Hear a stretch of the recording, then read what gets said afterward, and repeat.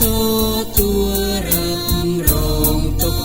តូចជំនួសខ្ញុំទ្រង់ស្រឡាញ់អាចគុណនេះ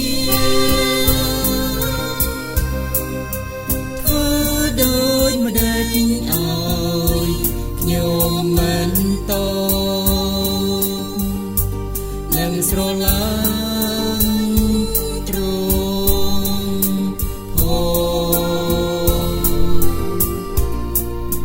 ធ្វើ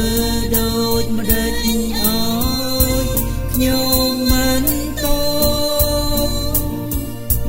គួរស្រឡាញ់ព្រះអង្គខ្ញុំមិនគួរនឹងទ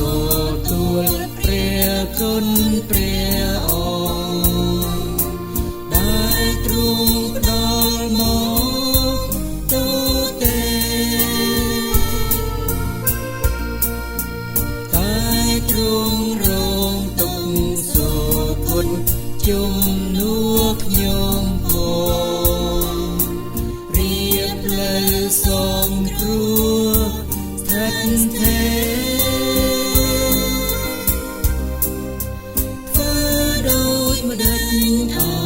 យខ្ញុំមិនតនឹងស្រឡាញ់ទ្រង់